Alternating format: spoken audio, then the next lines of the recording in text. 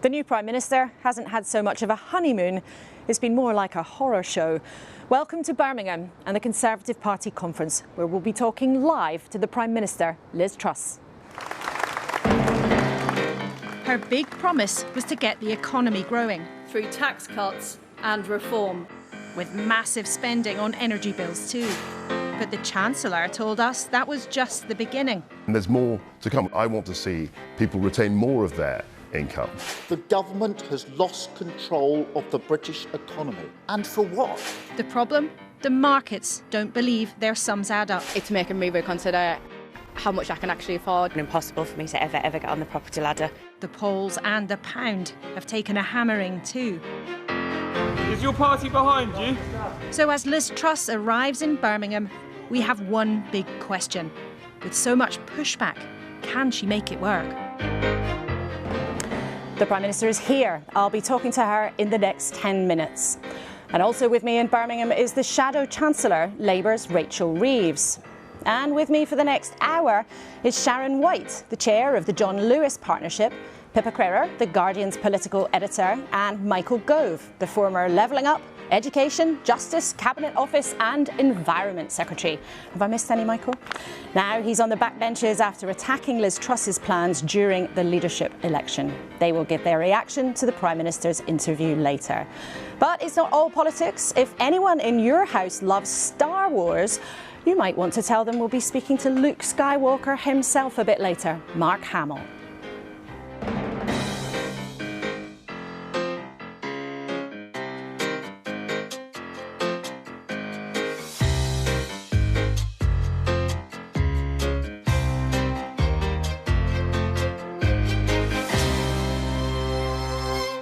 Good morning from Birmingham and a very warm welcome to our viewers watching around the world as well as here at home. Now, Pippa Crerar, firstly to you. You and I have done a lot of these kind of party conferences, big get-togethers.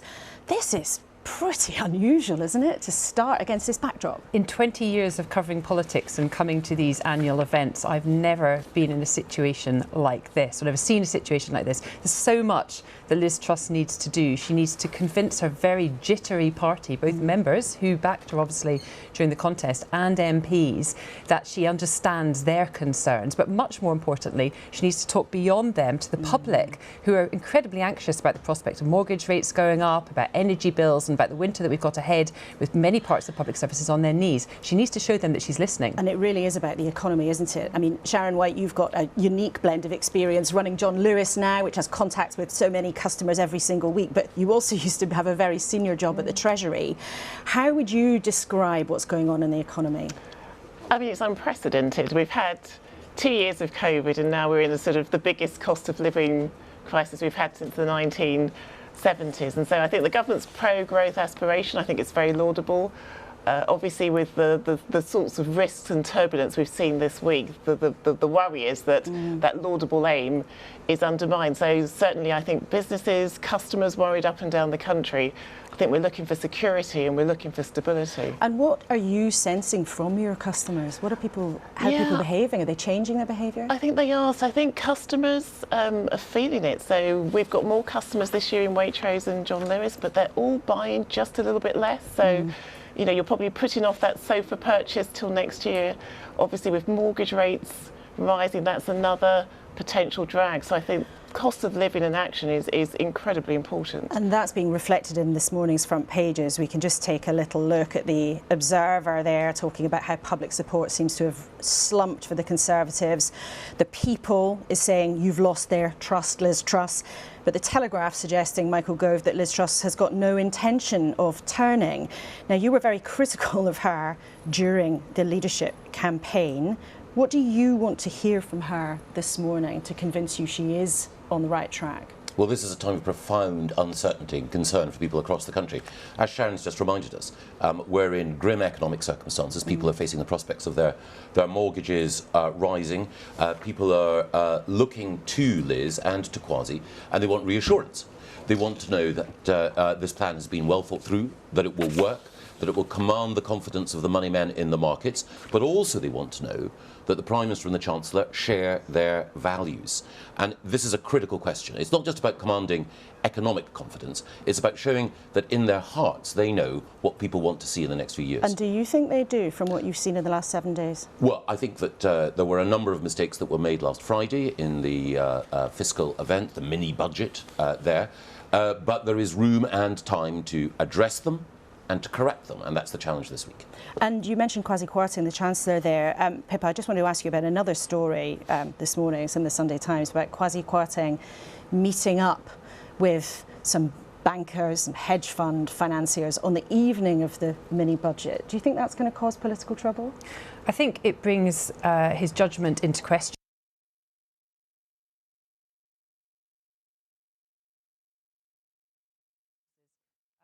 In the Sunday Times story, being told that he should double down on his plans. And of course, as we all know, he then went on television on Sunday and suggested there might be more changes to come. So I think it definitely brings his judgment into question. And secondly, the big problem that the government faces right now is showing people that they're on their side. That's already been buffeted a bit on that with the 45p tax cut and the bankers' bonuses policy.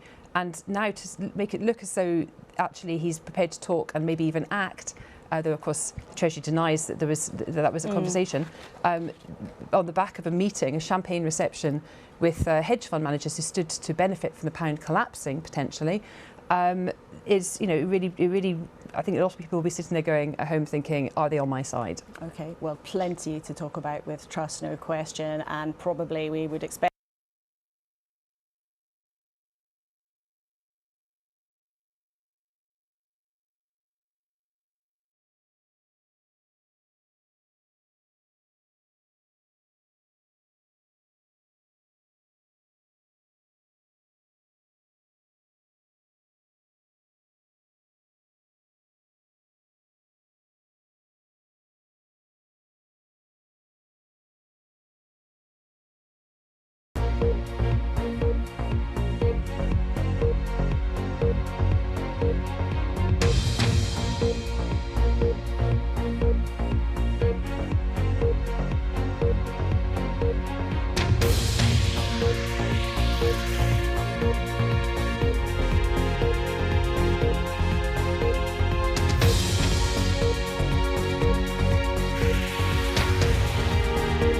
the country. And when I came into office, people were facing energy bills of up to £6,000 this winter. We were facing rampant inflation and a slowing economy. So it was vitally important that we acted. And we've acted on all of those things, making sure that people aren't paying more than £2,500, a typical family isn't, making sure we're dealing with the issue of inflation because our energy package is likely to reduce inflation by up to 5%, but also taking action to get the economy growing, because that is so vital, both to help us get through this winter, which is going to be incredibly tough, but also to build a better economy in the long term, one where there are higher wages, more jobs, and more opportunities. So it's important that we acted. And if I'd come on your show, and I remember being on the show last month and you said to me, what are you going to do about these problems the country is facing? If I'd come on your show now and we hadn't acted on those things, we would be in serious trouble as a country. Can I just say, though, on energy, just to be completely clear for people, you said that you're controlling bills for a typical family. What has actually happened is that you've capped the unit price, and many people may well end up still paying more than £2,500. And we should be crystal clear about that, shouldn't we? Yeah, this is the bill for an average family. But what we are preventing is those extraordinary bills that people were expecting. It is a big energy package, and it's the biggest part of our mini budget. And it was important that the government stepped in to deal with this. And we're not just dealing with it, as the Labour Party have suggested, for 6 months. We're dealing with it for 2 years to make sure people have that reassurance that they're not facing those ultra high. And you've made that point about your energy offer to the country. You've made that very clear. But something else has happened in the last 7 days that's not just about what you're doing on energy bills. As we come on air today, people are worried about their mortgages. They're worried about their rent. They're worried about being able to pay their business loans. Do you feel any responsibility for that anxiety? So I understand how worried people are, and I understand that people are struggling, and it's very, very difficult times. And this is a global problem. You know, we've got Putin's war in Ukraine, the aftermath of COVID, and what is happening around the world is that interest rates are rising. So the Federal Reserve have pushed its interest rates up to 4%. You know, this is a global But this phenomenon. is not just a global problem. Absolutely, there are issues in economies right around the world right now. But this is not just a global problem. What happened when you announced the measures in your mini-budget, billions of pounds of tax cuts with no information about how those would be paid for, billions of pounds of extra borrowing with no clarity about how they would be paid for. What happened was that the pound slumped, interest rates shot up, and that has left people in this country with a deep sense of worry as a result of the decisions that you and your Chancellor made. Do you accept that? Well, first of all, I want to reassure people that we do have a very clear plan. First of all, about how we are going to get through this winter with our energy plan. And you've made that point, but I'm asking you about what was unleashed by the mini-budget, how we are Prime dealing Minister. with the issue of a slowing economy. And this is important And we'll come because on we to that, also but needed to act. Laura, this is why we had to act. And that's the point I want to make clear. And we you had did to that. act. Yeah, we had to act as well on taxation to make sure people weren't paying those national insurance rises going into this winter. And we also had to act on other areas of taxation But I'd like to make sure the economy didn't slow down any further. And And this is important because what the government is trying to avoid is a serious economic slowdown that would have real difficulties for people. Now, I did want to answer your question, Laura, that you asked me about, you know, the direct impact of the decisions issues you we've made. seen this week.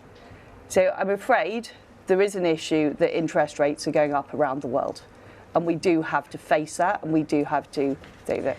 But I do want to say to people, I understand their worries about what has happened this week, and I do stand by the package we announced, and I stand by the fact that we announced it quickly because we had to act. But I do accept we should have laid the ground better. I do accept that. You accept you should have laid the ground better. I have learnt from that. I have learnt from that, and I will make sure that in future we do a better job of laying the ground. Laying the ground, fine, you've acknowledged what there was a problem with communications, you should have explained things better. But I want to show our audience and you what actually happened, because this is not just a global problem. It's not arguably just a problem of communications. It's a problem of the consequence of the decision that you made. If we look at this graph, and you can look at it over there, Prime Minister, you can see what happened to the cost of government borrowing. On the day that you made that announcement, it spiked, and it didn't just spike, it's predicted to stay high for long. Now, the reason that matters is when it costs the government more to borrow, everything costs more. Everybody feels the increase in interest rates, whether that's on government, on mortgages, on people's rents. This is a direct consequence of the decisions you made last week.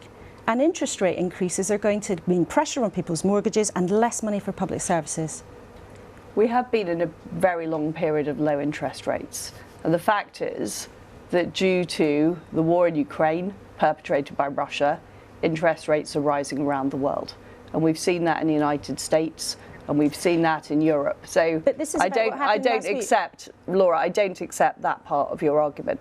Now, on the subject of government borrowing, I think it is right. Forgive me, Liv Truss, we'll come to that. We'll come to that in a second. But look, on that graph, that is a spike in the cost of borrowing for the government, which feeds through to everybody else as a direct result of the decisions that you announced on September the 23rd.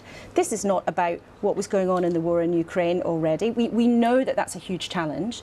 But look at the direct result on that day. And the chief economist at the Bank of England, that is not the same as interest rates, though, Laura. But it so all I think the audience should be clear that that is not the same as interest rates, it all feeds which through. are rightly set by the Independent Bank of But England. it's about the cost of government borrowing, and that feeds through to so many other things. And there are problems in other countries around the world, but the Bank of England's chief economist has said the rise in borrowing undoubtedly had a UK-specific component. Standard & Poor's, who one of the world's biggest credit rating agencies, put the government on notice, saying that the country might have a credit downgrade. You can't just say this is something that's happening around the world. No, and I think we've made the right decision to borrow more this winter to deal with the extraordinary circumstances we face. To deal also because with the tax cuts you want to give people. The alternative, Laura, let's remember what the alternative was. The alternative was people would be paying up to £6,000 on their energy bills. Inflation would be 5% higher than it would be otherwise, and we would be facing a worse economic slowdown. That was the alternative. We're not living in a perfect world. We're living in a very difficult world where governments around the world are making tough decisions. And you've explained And your I energy believe it was the package. right decision to increase borrowing this winter. We have the second lowest borrowing in the G7. So we currently borrow less than France. We borrow less than the United States, we borrow less than Canada, we borrow less than Japan. And I think it's important people understand that. And it's perfectly normal for of governments to borrow lots of money. course But it is. I just want... And of course, we need to bring down borrowing as a proportion of GDP over the medium term. And I have a plan to do that. Well, will you tell us that plan this morning? What would be wrong, Laura, is for us not to have acted. And for families to be facing those appalling bills this winter, for the economy to be slowing more, and for us to be facing businesses going out of business and the UK not being competitive. The economy took fright last week. I mean, you say this is all about getting the economy growing. And I accept, the short-term Laura, reaction was horror on the financial markets. I've been honest, Laura, that we should have laid the ground better. But we have been dealing with a unique set of circumstances here in the United Kingdom, which I think the public can appreciate. I want to reassure people that we have a clear plan moving forward, both to deal with the energy crisis and to deal with inflation, but also to get the economy growing and to put us on a good long-term footing. And what we also announced last week was plans to speed up road projects, speed up broadband projects, get Britain moving, and moving us towards the high-growth, low-tax economy that we need to be in order to fund our public services. And that's what's important to me. And you've made what's important to me. And you've made that very clear, that getting the economy growing is your priority.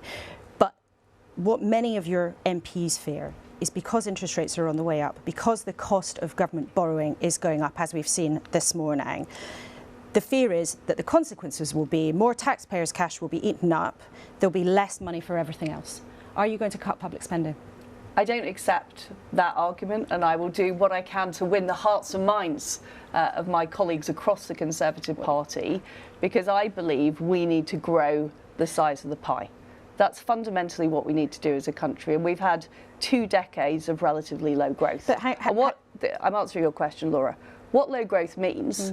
Low growth means people aren't able to get the jobs they deserve. My they question mean was whether lower you're going to cut wages, public and they spending, mean less money for public services. They mean, but are so you this is why going to growth cut public is so spending? important, and that is at the core of our economic policy. But are you going to cut public spending? Because one of your cabinet ministers said this week, Simon Clarke, he said, we look at a state which is extremely large, and we have to look at how we can make sure that is in full alignment with a lower tax economy. Now, what does that mean? Well, I believe in getting value for money for the taxpayer. That's very important to me. And the way that we are going to improve our economy is, for example, helping more people get into work. That saves the government money, but it also contributes to the economy. So what we will have is a long-term plan for reform, help more people get into work, make our economy more productive, get better value for money for the taxpayer. But Prime Minister, I've asked you if you're going to cut spending on public services. Are you going to cut spending on public services? Well, what I'm going to do is make sure we get value for money for the taxpayer. But I am very, very committed to making sure we've got excellent frontline public services. And I'm not going to go into what the Chancellor will announce in his medium-term fiscal plan. At the end of November. He's going to announce that very shortly. It will come together with an OBR forecast, That's very important. But hang on. But my approach is to help people get through this very difficult winter, and it's a problem we're facing internationally. But, so this is quite a straightforward question. Are you going to cut public spending on public services? And I've asked you a couple of times, and normally the fact that you won't answer it directly suggests that you're going to. No, it doesn't. No, it doesn't, because I can't exactly set out what is going to be in this plan. What I can promise is we're going to reduce debt as a proportion of GDP. By when? But the point in the medium term, and we will set out exactly what that is when we put out the medium term fiscal plan. But the point about reducing debt as a proportion of GDP is it all depends on how fast the economy is growing.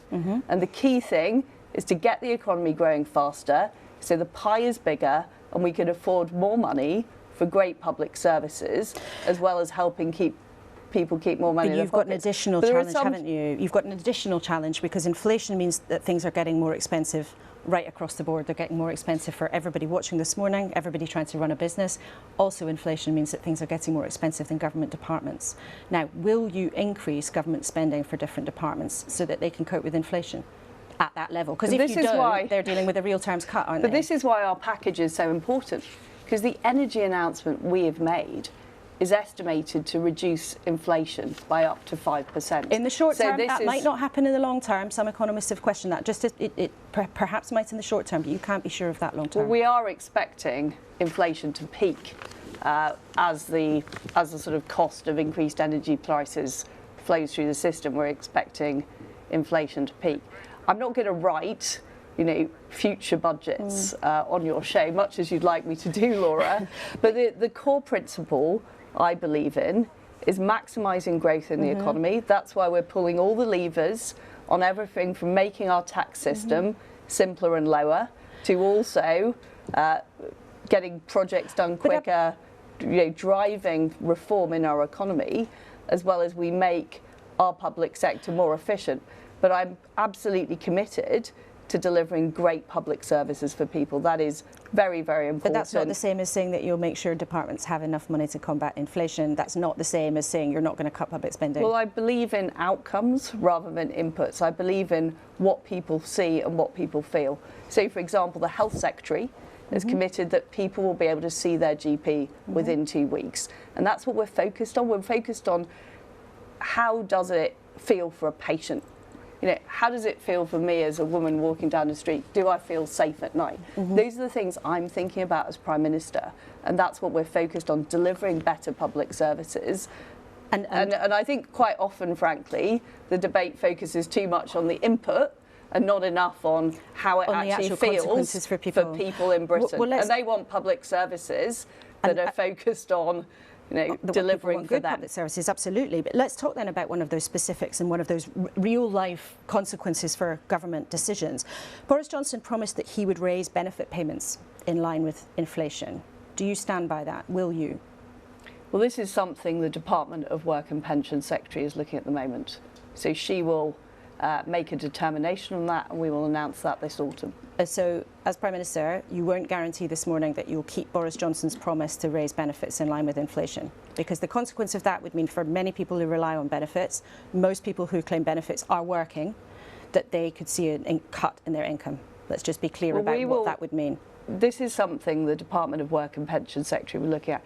It's worth saying, on our energy package, not only are we making sure that the average household doesn't pay bills of more than around £2,500. We're also, for the poorest households, providing an extra £1,200. So there is significant support going into the poorest households this winter. But you won't make and I will always make sure, Laura, on inflation. I will always make sure we protect the most vulnerable in our society. What about pensions? In all the decisions we make. Okay, what about pensions, Prime Minister? Will pensions go up in line with inflation?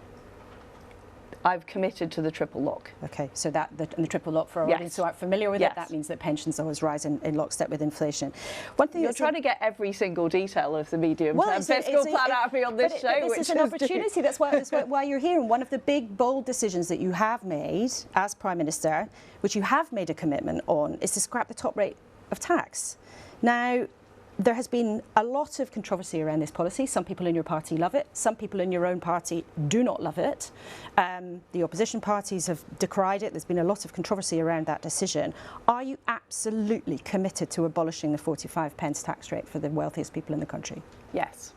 And it is part, Laura, it is part of an overall package of making our tax system simpler and lower. But I think it's worth noting, in the package we announced, the vast majority of that package is the energy package. And we've talked a lot about that, but it's the energy package, it's national insurance. The 45p rate actually raises very little and makes our tax system, you know, more complicated. And we need to move away. We need to move away from the idea that everything is about how we redistribute resources. We also need to make sure we have got a tax system that's competitive internationally, and it's helping us bring in the investment, get people into work, and you've get made that very people clear wanting that getting the to economy get up going the is career your ladder. priority. You've made that very clear. Can I ask you, Prime Minister, did you discuss scrapping the top rate with your whole cabinet? No.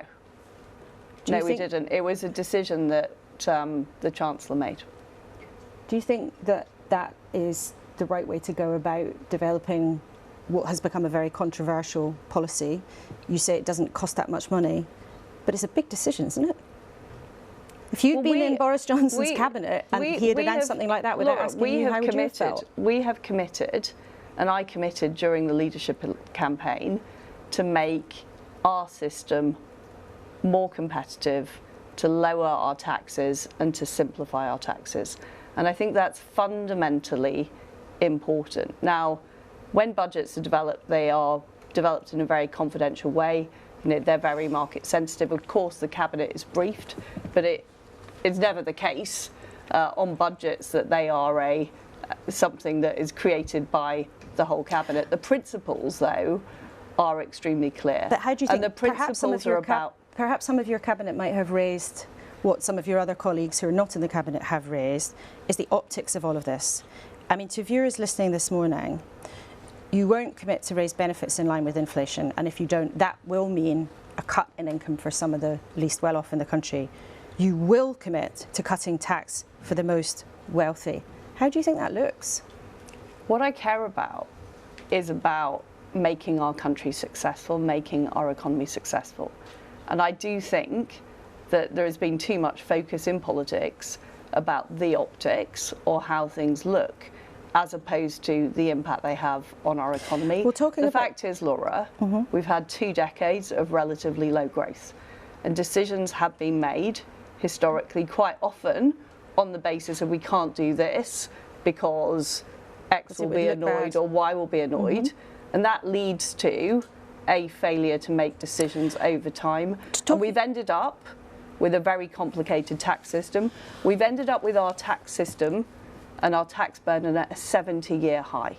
And that has not led to economic growth. So we do need to make, Laura, tough decisions. And I'm very clear. Perception does matter in politics, doesn't it? Doesn't perception matter? It does matter.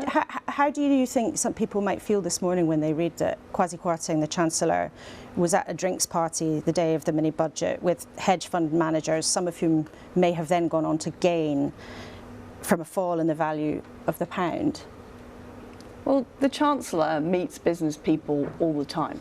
You know, that's his job. Did you know he was going to go off and do that? I do not manage Kwasi Kwarteng's diary, believe me. But would you tell him not to do that again? I mean, do you think at a time when many people are struggling, as you've said this morning, you want to reassure people who are struggling and having a hard time in what might be a very hard winter, would you say to him, do you know what, just don't do that again, because it might give people the impression that you care more about people in the city who have a lot of money, who are going to gain from the scrapping of the top rate tax, than you do from people you've mentioned, who you want to reassure, who you want to help? Would it be better if he hadn't gone? I mean, I get up every morning as Prime Minister thinking, how can we make our country more successful? How can we reassure people? How can we help people get through these very difficult times? And we do face difficult times. You know, the war in Ukraine is regrettably continuing. Vladimir Putin is continuing with his saber-rattling rhetoric. You know, we do face very, very difficult circumstances, and that's what I'm focused on.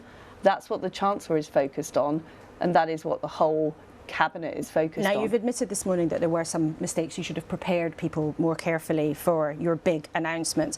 Was one of those mistakes not publishing the forecast from the Office of Budget Responsibility, which are the independent number crunchers who basically check the government's sums? Was that a mistake? The issue with the Office for Budget Responsibility, and I've worked with them before when I was Chief Secretary to the Treasury, is that it does take a while to produce those forecasts because it's an iterative process. Well, hang on, they had something ready to go. We know that. They had something that you could have put in the public domain that would have given people an idea. But the problem is that there is a process that you need to go through where the policies are fed in, the forecast is then made and it develops over time. We simply didn't have time to go through that process. So it wasn't because of the very, absolutely not. Because it was a very urgent situation. And I do go back to this point that we were facing a winter where people would have been paying bills of up to £6,000, where we would have seen inflation 5% higher than it otherwise would have been, and where we would have seen a more slowing economy, and I couldn't let that happen, Laura. And you've made that point. I completely want to work with the OBR. We had a very good meeting with them and the Chancellor this week.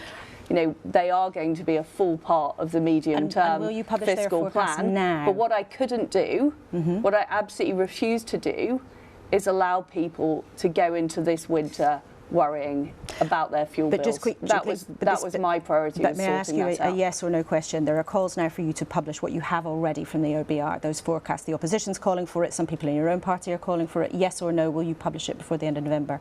Well, no. For the following reason, Laura. That it's not yet ready because it's got to go through this process. Well, I know, having been Chief Secretary, the process we go through. Well, let's move on. There's no point in publishing something that's not ready. And you've made that very clear. That would just cause confusion. You've made that very clear. You've made that very clear. I think what's on a lot of people's mind this morning is how they feel they've been affected by the decisions you made in terms of increases in mortgage rates. We know hundreds of mortgage products were taken off the market. We know people are desperately worried about interest rates.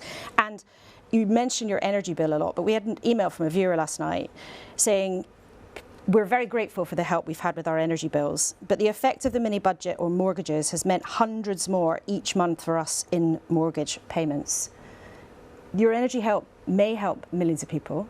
It may be generous. Well, it will help millions of people. But this cost is being wiped out by other costs and increases in mortgages. What is the logic of giving people money to help with their energy bills if they then lose some of it because their mortgage goes through the roof because of the consequence of the decisions you've made? Well, I understand that people are worried and people are struggling. It's a very difficult time. We have to look at the mortgage issue what does that mean? Separately, which is the Bank of England set interest rates, not the government.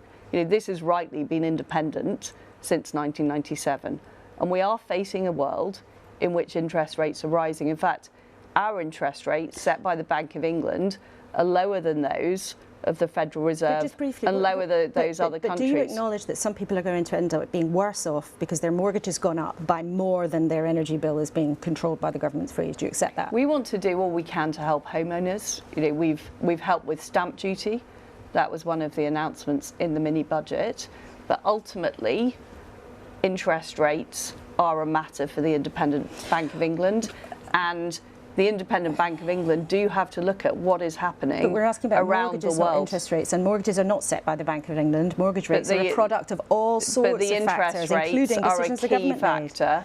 The interest rates are a key factor in mortgage rates, and those are set by the Bank of England, and they're somewhat dependent on the global market. So, Laura, we are not dealing with the issues we're dealing with in isolation. We're dealing with these issues in a world where there's a slowing global economy, where there are rising interest rates, where there is huge inflation, mainly driven by energy caused by Vladimir Putin's war. And I, as Prime Minister, and the Chancellor have to deal with that in the way that we think will help people in Britain most get through these very, very difficult short-term circumstances, but put our country on the best long-term footing. And that is what that is what the package we have put together does. We're running out of time, and you've made that point. How many people voted for your plan? What do you mean by that? Sorry. Well, you've set out a significant change of direction from the Conservative government that you were being part of for many, many years. But how many people voted for you to do that? Well, people in 2019 who voted Conservative voted for a successful country where we are levelling up all parts of the country and where we're driving growth, enterprise and opportunity. Now, any government has to deal with the circumstances it faces.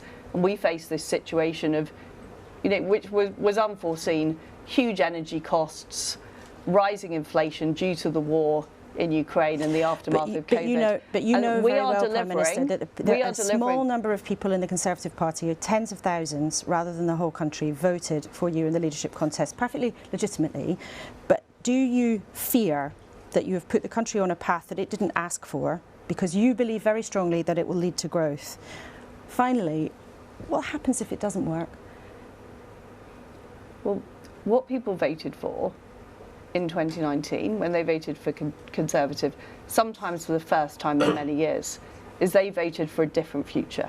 They voted for investment into their towns and cities. They voted for higher wages. They voted for economic growth.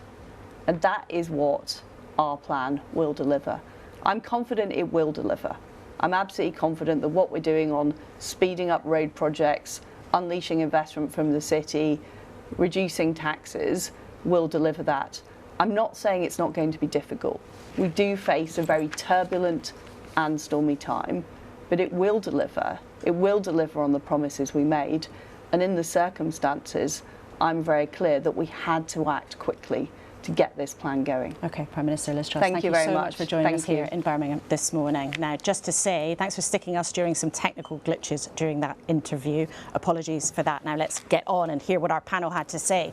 Michael Gove, what did you make of Liz Truss? Some really interesting nuggets in there. There certainly were, and I thought it was right for the Prime Minister to acknowledge that the events of Friday, that fiscal event, need to be revisited. There needs to be a recognition of mistakes, but I think that it's still the case that on the basis of what the Prime Minister said, and she was very clear and authoritative, but it is still the case, I think, that there is an inadequate realisation at the top of government of the scale of change required. So yes, the energy package was the most important thing in the fiscal event, but broadly 35% of the additional money that we're borrowing is not to cut energy costs, it is for unfunded tax cuts. And you sound concerned about that. I mean, profoundly. You're profoundly concerned. Yes, because there are two things that are problematic, two major things that were problematic with the fiscal event. The first is the sheer risk of using borrowed money to fund tax cuts. That is not Conservative. And then the second thing is the decision to cut the 45p rate, and indeed at the same time to change the law which governs how bankers are paid in the City of London. Ultimately, at a time when people are suffering, and you're quite right to point out the concerns that people have, not just over mortgages, but over benefits, when you have additional billions of pounds in play, to have as your principal decision the headline tax move, cutting tax for the wealthiest, that is a display of the wrong values. It sounds right now, if things carry on as they are, you won't be able to vote for these measures as a Conservative MP. The good thing, there are many good things in what Liz said, and I do welcome the broader points that she made about But growth. Can you vote for it as it stands? But the critical thing is, Liz has acknowledged that with hindsight, with welcome hindsight, that mistakes were made in the preparation for you're Friday. carefully avoiding my question about whether or not you'll vote for this in the House of Commons. Well, I don't believe it's right. OK, that sounds like a no, but you don't quite want to go there. Sharon White, do you feel reassured? At the beginning of the programme, you sounded pretty concerned about what's going on. Has that reassured you? I think the big issue is that even with the energy package, which is very welcome, I think we had a really good debate on this, is that you've got people and businesses and households who are still going to be facing a real cost of living squeeze. So I think about even my own business, and we're a very unusual business as a partnership because we're owned by our employees, our partners. We're stepping in as a business to provide cost of living support. So we're giving every partner £500 each, to help them make ends meet. Free food over winter, and that's before mortgage rates start to rise. And from what the Prime Minister said, though, did you have more faith that they're putting the economy on the wrong path in the face of what clearly are very very serious problems. So I think it comes back to what happens next. So I think for the security and the stability that people and businesses need, I think the fiscal plan and ensuring that the numbers add up, so seeing how public spending balances with tax will be really important. So for us, what we'll gain on corporation tax reductions, we will lose even more in terms of higher interest rates. That'll be true. If you're on £25,000, you'll gain by a huge business or a tiny business. A huge business or tiny business, but for most ordinary people in the country on wages of 20,000 plus, they're going to lose thousands potentially on mortgage rates while gaining much less on tax changes. Pippa, you'll have been having similar conversations to me in the last couple of days with Conservative MPs who've been really nervous, some of them very unhappy, some of them still content with the plan. But do you think what we heard this morning is going to calm any of the jitters or maybe make it worse? I doubt it, because my big takeaway from that is that the Prime Minister is sticking to her guns. She's acknowledged that the problems with communication, but as far as she's concerned, the issues were with laying the groundwork to the announcement. It wasn't with the substance of the announcement itself. And the conversations I've had with MPs over the last few days are very much about the substance of it. One little extra bit that I thought was very striking was when you asked her about the 45p rate, she was very clear that it was the Chancellor's decision. And it's the first time I've heard her kind of point the finger of blame at him, and that makes you wonder, actually, is everything actually, how's that relationship going to be going forward? Because of course one of the things that Tory MPs are saying is, as well as making some sort of like changes to the package itself, they are also asking whether it's feasible for Kwasi Kwarteng to continue in his role as Chancellor. Let's talk about something else. Ukraine, of course, there's a lot of coverage in this morning's newspapers about what is going on and President Putin's extraordinary claim and these fake referendums in the last few days. But there's also discussion of Ukraine's request to join NATO. And Michael Gove, do you think the UK should support that bid? No. But why?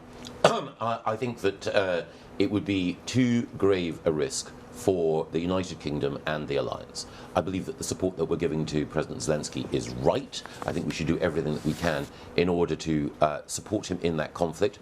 But it is a significant step to extend a guarantee to Ukraine, which would mean that in any future conflict, if Ukraine's borders or territorial integrity were in any way infringed, we would be committed to sending British armed forces into that conflict. I think that is a step too far. Okay, interesting to hear that. Well, we've all seen very often, haven't we, pictures of world leaders, particularly Boris Johnson, travelling to Kiev to meet President Zelensky. But one of the fascinating things about this is he's also getting huge support online and from Hollywood stars to show their support for the country. And Mark Hamill, who played Luke Skywalker in the Star Wars movies, has been in the news all over the world this week because President Zelensky has asked him to help. One headline reads, Mark Hamill joins forces with Zelensky, comparing Russia to the evil empire. Now, he's supporting the Ukraine Army of Drones project. And a bit earlier this morning, I spoke to him to ask him exactly what that's all about. Well, I think I first came on their radar when I tweeted in support of the Ukraine back in February when they were first invaded on social media, on Twitter and Instagram. When I did meet with him, he asked me to become an ambassador to United 24. So what does this project, United 24, actually seek to achieve? Well, United 24 is the fundraising platform that you can get to if you go to u24.gov.ua. Would money that goes to that platform potentially be used for lethal weapons? You know, what's happening in Ukraine is an extremely serious and brutal conflict. Ukraine needs drones. They have some drones, but not nearly as many as the Russians. You know, I was really fascinated with this man, President Zelensky, because he's been absolutely heroic, and the Ukrainian people have been inspirational. He's an amazing man. Did he talk to you about Star Wars? Is he a Star Wars fan? Because he has spoken of working with you and has said, as in Star Wars, good will triumph over evil and light will overcome darkness.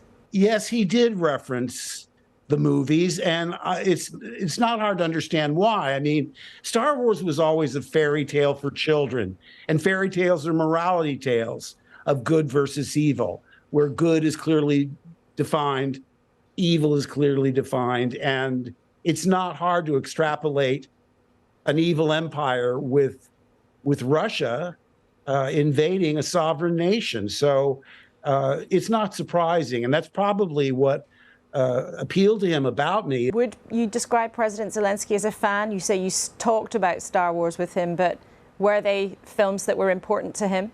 Apparently so. I mean, he was probably just a little boy when they first came out. We didn't dwell on it, obviously. I mean, I was surprised he had the time in his schedule to even talk to me. We spoke for so long, I thought, don't you have to get back to work? Mark Hamill, thank you so much for speaking to us this morning. Thanks for having me. Mark Hamill, who has become somebody who's involved in the war effort in helping Ukraine in one way or another. Before we move on, Michael Gove, I just want to ask you about Liz Truss, unusually candid perhaps for a senior politician, who admitted straight out she hadn't consulted the cabinet about the 45p rate. If you'd been in the cabinet and that had happened, what would you have thought? Well, it's, to be fair to Liz, it is the case that budget measures are designed by the Chancellor and the Treasury in concert with the Prime Minister, and it's very often the case that the most significant budget measures are not shared with Cabinet and not discussed in that way. And I've sat around the Cabinet table knowing George Osborne as a friend, but not knowing until he stood up exactly what was going to be announced. But for something as politically controversial that you said was about values as well, are you surprised? I think it's entirely legit for the PM and the Chancellor to make that decision. I think that there are other things that the Cabinet could understandably have asked for, including more detail and more clarity from the OBR and more detail on more clarity on how tax cuts would be paid for. But making a decision like that is entirely within the Prime Minister and Chancellor's remit. OK, thank you for now. Well, while the Conservatives and the country are grappling with a new reality, some people in the Labour Party can hardly believe their luck, cheered by the huge turnaround in the polls. Now, the woman who's run the economy, if the party did make it to number 10, is Rachel Reeves, and she's here in Birmingham as well this morning. Thank you so much for coming in, Rachel. What did you make of what Liz Truss had to say to us all this morning? I thought some of it was quite shocking, to be honest. You showed Liz Truss, you showed the Prime Minister a chart of what had happened to government borrowing costs, and then you rightly made the point that that was impacting on people's mortgages, and she said that the two things were different. Well, they are different because the borrowing costs on mortgages are even higher than what you showed in that chart, and they leaped last week on the government budget, and then the expectations that the Bank of England will have to hike rates even further and faster because of that huge injection of spending into the economy through unfunded tax cuts. Now, you take a family in my constituency in Leeds, mum and dad, both earning about £25,000 a year. They borrowed £200,000 for a mortgage. They're on a fixed 3-year deal, but it comes up in April. They're on an interest rate of 2% at the moment. But at the moment, it looks like it's going to be at 6% when they come to renew in April. That means £8,000 extra per year in borrowing costs, more than £600 a month. People can't cope with those sorts of increases. And the Prime Minister just doesn't seem to understand the anxiety and the fear. This is a crisis that is made in Downing Street, but it is ordinary working people who are paying the price. And of course, she would dispute your characterisation of what she's trying to do. But isn't Liz Truss actually... Isn't it reasonable for her to say that after many years of sluggish growth, that it is time for something radical? Well, look, the only thing that I would agree with the Chancellor and the Prime Minister on is that we need to get the economy growing. The economy was growing by around 2.5% a year under the last Labour government, and growth has collapsed since then. And we are all paying a price for that. It means lower living standards. It means less money for public services. But this idea that trickle-down economics is somehow going to deliver the 2.5% growth that we all want to see is for the birds. And the Prime Minister and Chancellor are sort of doing some mad experiment with the UK economy in trickle-down economics. It's failed before and it will fail again. I set out, and Keir Starmer set out at our conference last week, a real plan for economic growth. Our Green Prosperity Plan, investing in all parts of the country to get those good quality jobs so we can be global leaders in the jobs of the future. But you just said you don't agree with Liz Truss on anything, or the only thing you would agree with her and Kwasi Kwarteng was to get the economy growing. But you do agree on some things, and you do agree, for example, in scrapping the national insurance rise that was going to go ahead. And your plans also require quite a lot of borrowing. So can you explain why the large amount of borrowing that you would do if you were in charge of the economy wouldn't spook the markets in the same way the government's had? Because to a lot of people think, well, Labour wants to borrow a lot of money, the Conservatives borrow a lot of money, what's the difference?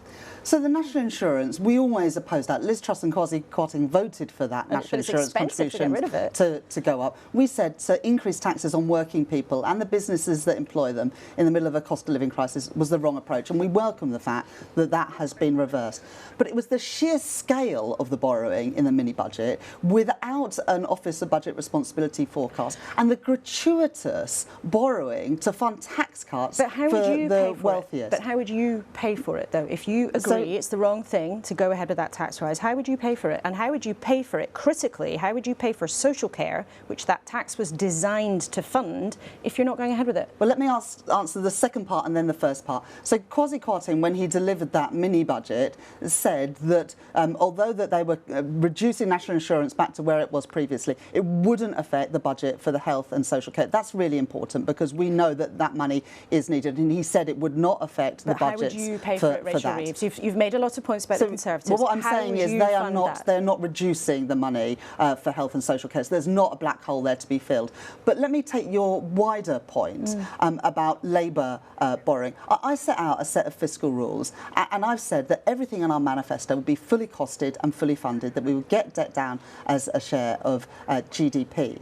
Now, we are at the moment in the middle of a cost of living crisis, and I think everybody understands that to get us through that, as we did during COVID, some limited borrowing is needed to address the cost of living crisis. And that's why we've been saying for ages that there needed to be a package to help people with their energy bills. Well, let's talk that's about not what spooked the markets. What spooked the markets is the scale of the package. But you've made your points about the Conservatives' decisions, but let's talk about your plans and something that actually we asked your boss, the Labour leader, Keir Starmer, about last week in Liverpool. And now Labour at the moment is only guaranteeing to freeze people's energy bills for 6 months, not the 2 years that the government is going ahead with.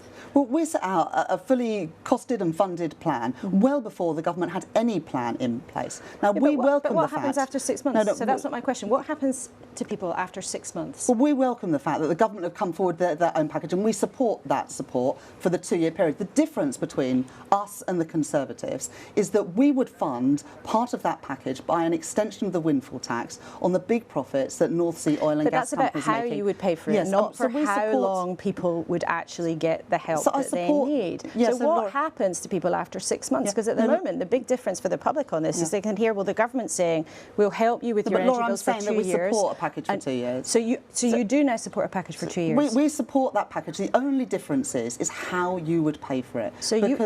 To be completely clear... I just said, we support that package. We welcome the fact that the government have finally come to the table with a package of measures. But the big difference is, how do you fund it? Yeah, and the government are putting it all on borrowing. We've said there should be an extension of the windfall tax on the big profits that oil and gas companies are making, energy generators are making. And the government are leaving tens of billions of pounds on the table that could be taxed to pay for this. But hang on, Rachel Reeves. Sorry, Laura, that means every pound that is left on the table, that the government has to borrow more.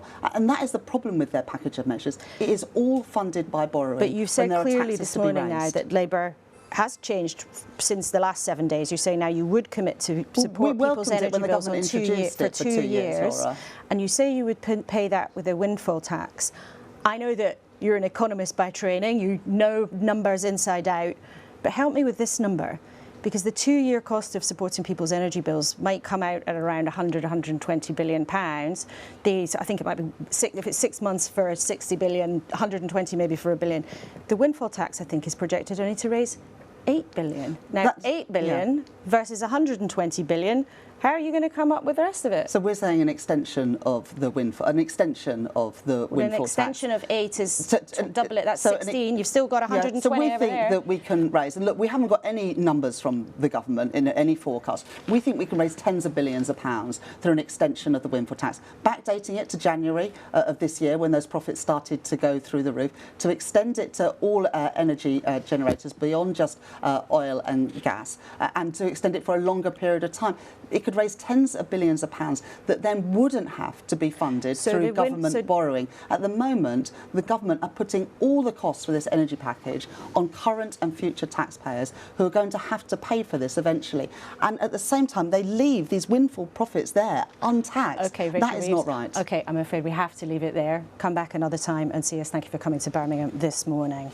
Now, as we come towards the end of the 60 Minutes, let me remind you of our main question this morning. In the face of so much pressure and pushback in the last couple of weeks, can Liz Truss, the new Prime Minister, make her plan work? This is what she told us earlier. I do stand by the package we announced, and I stand by the fact that we announced it quickly because we had to act. But I do accept we should have laid the ground better. I do accept that. You accept you should have laid the ground better. I have learnt from that. I have learnt from that, and I will make sure that in future we do a better job of laying the ground. Sharon White, the boss of John Lewis, do you close this 60 Minutes feeling better or worse about the prospects for the country for the next couple of months? I think everybody's rightly anxious. I think thinking not least as a retailer, and lots of families are going to be thinking about Christmas and how we have a really affordable Christmas. I think our responsibility as a business, other businesses up and down the country, is how do we make sure that people can have a great end to the year that's affordable, more value for money. We're looking at how we freeze some of our prices so that families who are struggling can still have great times with their families. But I think all of us have got to step into this cost of living crisis and do all we can. Michael Gove, do you think Liz Truss will be able to get her plans past the Conservative Party, and will she be Prime Minister this time next year? Oh, I'm sure Liz will be Prime Minister this time next year, but I think as Liz indicated there needs to be a course correction.